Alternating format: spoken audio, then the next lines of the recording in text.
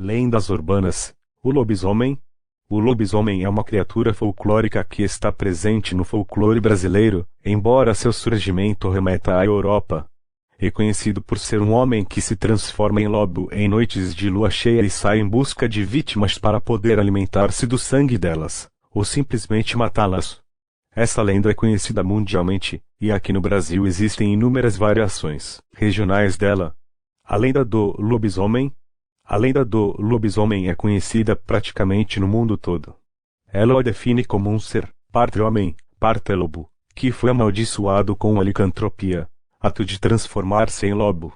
Aquele que é amaldiçoado, transforma-se no lobisomem nas noites de lua cheia. Algumas variações da lenda falam que a licantropia foi resultado de um pacto de um homem com o diabo. Uma vez transformado em lobisomem, a pessoa parte freneticamente à procura de vítimas para matá-las.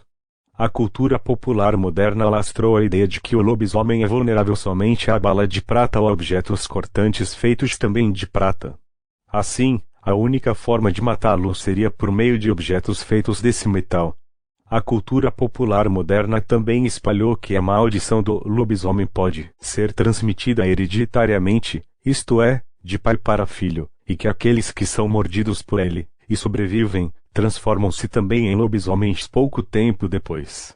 De onde surgiu o lobisomem?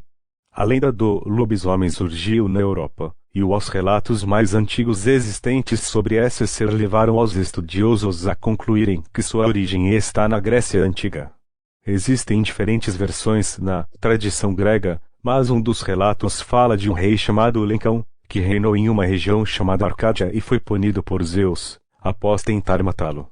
Isso aconteceu porque Licão era conhecido por realizar os sacrifícios de humanos viajantes que visitavam seus domínios. Zeus, então, disfarçou-se de viajante, dirigiu-se a Arcádia e foi recebido por Licão em um jantar. Esse planejava matá-lo em seguida. O rei da Arcádia ofereceu carne humana para Zeus, que, enfurecido, puniu-o transformando-o em lobo para sempre. A origem grega do lobisomem inclusive deu nome à lenda, pois esse ser também é conhecido como licantropo, tendo licos ó significando lobo, e antropos, de homem, em tradução livre. Por fim, existem alguns estudos que apontam que o lobo era um animal que recebia culto na antiguidade, e esse culto, e a lenda, acabou sendo transmitido para Roma. Em Roma, além de ter existido um culto ao lobo por meio de uma festa chamada Lupercalia, a festa dos lobos, existia também a história de um homem que se transformava em lobo, e lá esse era chamado de Versipélio.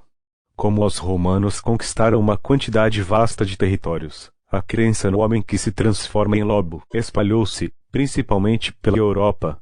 A expansão da lenda fez com que ela tomasse novas características, e em cada local acabou ficando conhecida por nomes diferentes. Em locais cristianizados, esse ser tornou-se um pecador amaldiçoado, que tinha na maldição do lobisomem uma espécie de penitência, até ser perdoado dos seus pecados. Se na Grécia ficou conhecido como licantropo, e em Roma, como Versipélio, em outros locais da Europa, recebeu os seguintes nomes: Loup-garou, na França, Werwolf, entre os saxões, Oborotem, para os russos, lobisomem, na Península Ibérica, etc.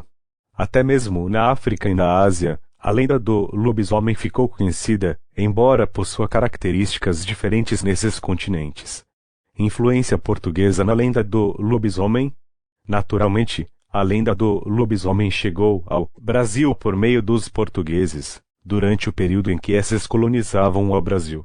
Em nosso país, a lenda chegou e assumiu diferentes características em cada região.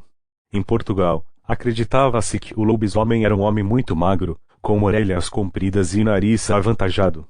Falava-se que ele poderia ser um homem amaldiçoado por ser predestinado à maldição, bem como esta poderia ser uma penitência de pecados cometidos. Havia também uma relação da lenda com o aspecto moral, pois acreditava-se que o filho nascido de um incesto seria um lobisomem. No caso da predestinação, acreditava-se que o primeiro filho homem nascido depois do nascimento de 7 filhas seria um lobisomem. Uma vez transformado nisso, o ser partiria à procura de cemitérios e de pessoas para alimentar-se. Em Portugal, o lobisomem também poderia ser conhecido como corredor ou tardo, e lá chegavam a acreditar que mulheres também poderiam transformar-se nesse ser, sendo chamadas de peira ou lobeiras, conforme levantou o folclorista Luiz da Câmara Cascudo Lobisomem no Brasil. Aqui no Brasil, como mencionamos, a lenda do lobisomem chegou por meio dos portugueses, e alguns estudos realizados concluíram que não existia uma lenda desse tipo entre os povos indígenas.